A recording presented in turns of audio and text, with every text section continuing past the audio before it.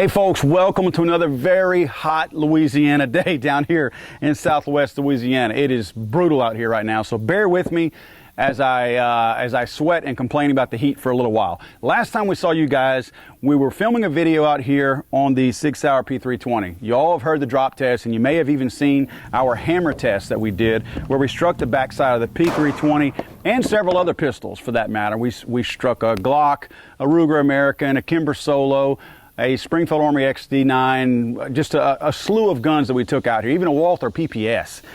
And none of the other pistols fired when struck on the back side of it, except the P320 did.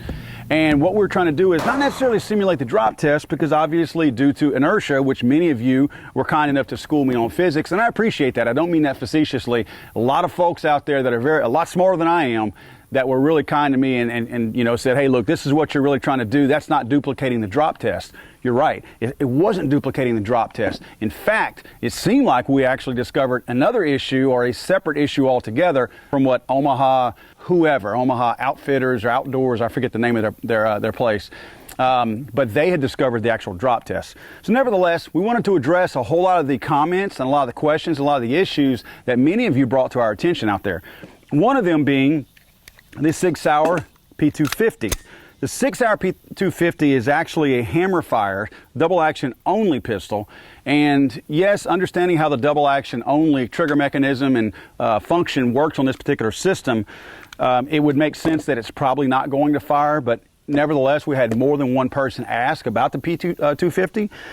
We also had a very good suggestion that since this was not mimicking or potentially mimicked the drop test in terms of if the trigger itself, when we were striking the back side of it, if it was possible for that trigger to actually move and release the striker and fire. Is that how it possibly happened? So one of you guys out there, and I think it was more than one of you, had the suggestion of either prying something behind the trigger or tying the trigger forward. And what we did is we have some industrial strength zip ties that we're going to put on there, tie that thing forward, and see, without allowing the trigger to move, if in fact that is the case. We also have our high-speed camera out here. What we intend to do there as well is perform the same hammer test that we performed last week and see if we see the trigger moving. If in fact the trigger, it's when it does fire, if the trigger is moving rearward, minus the zip tie, of course. We're going to do those in two separate instances. Okay, friends, the first thing I'm going to do is get some high-speed footage of the Sig P320 being struck on the backside, trying to mimic the same shot that we had last week. We do have our high-speed camera here, so we're going to get started on that. Now, I want you guys to notice the bottom of the trigger guard. Notice how it starts to take a little bit different shape from all the blows from the hammer. Just so you know, there's no curve to it. It's supposed to be straight. That's not how it's supposed to look. Sig P320 is broken. Well, I guess like anything that's constantly abused and mishandled and mistreated, at some point it's going to rebel, it's going to fight back, it's going to do something, or it's going to break, which is exactly what happened in this case. My Sig P320, from being struck on the back side of it, the trigger guard on the underside of it, and this is clearly not Sig's fault, so please don't tell me I'm picking on Sig by saying that this is their fault. No, as you can see, the trigger guard is bent forward from me hammering the back side of it, trying to get this thing to fire again like we did last week, and the gun decided that it was not going to do that. So what I'll do is I'll actually now try to strike this thing just holding it to see if it still will malfunction. I've worked the gun, I shot the gun, and it still fires perfectly, so mechanically nothing is wrong from the trigger up. It's just that the trigger guard is busted now. I wonder if they're going to cover that under warranty. I doubt it. Back to the beatings. And I apologize ahead of time for the bad camera angle. I was not having any luck. I don't think. Then the blind squirrel got his nut. Hey, there it fired.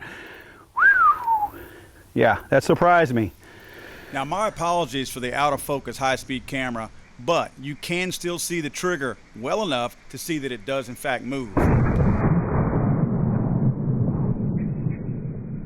Here's another look at it a little bit closer, and you can see that the trigger does in fact move.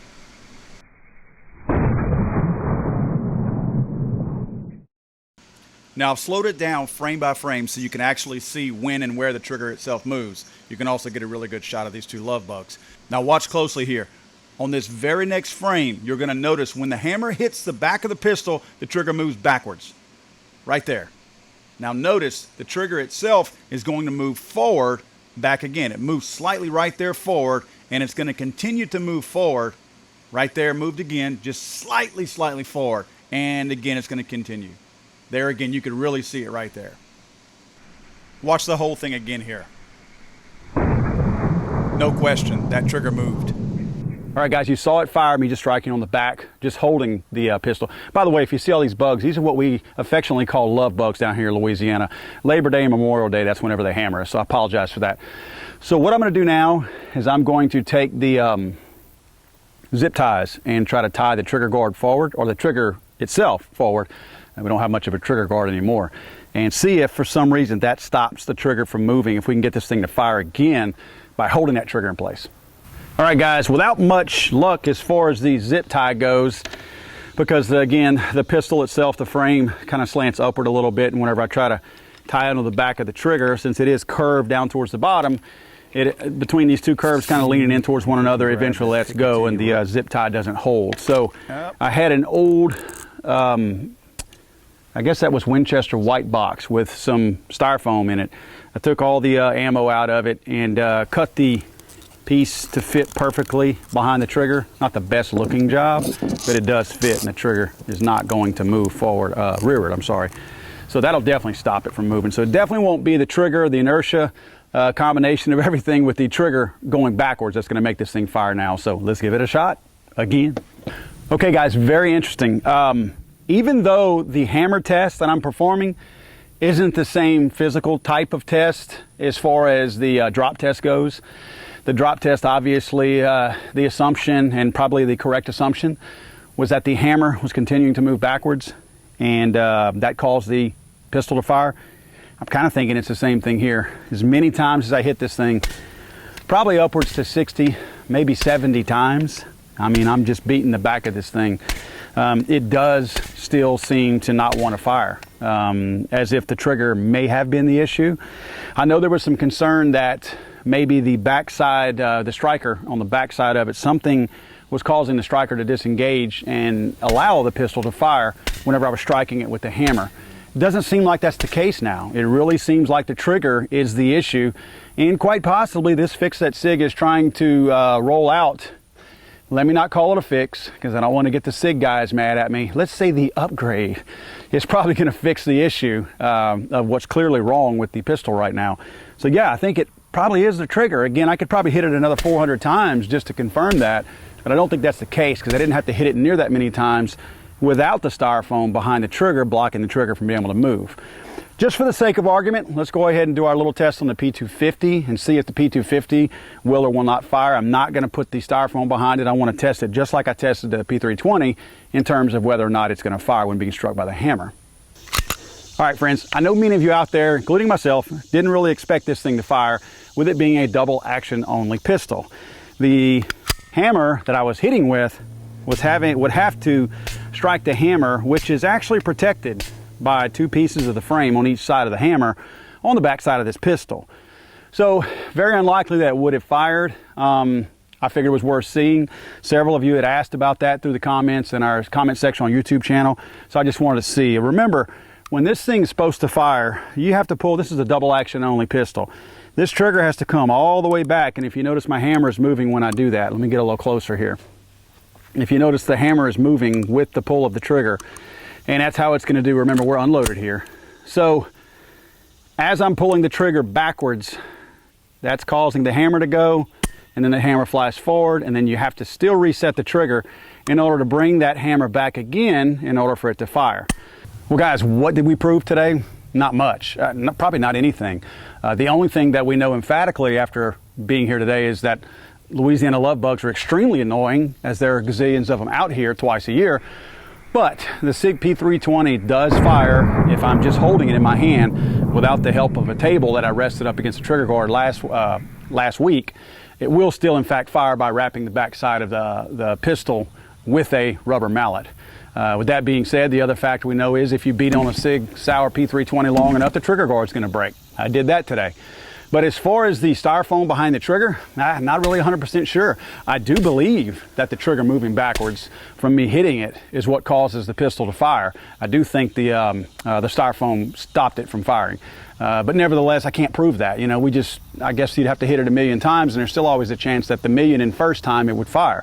The P250 doesn't look like it fires whenever you hit it. I struck it probably upwards to 70 times.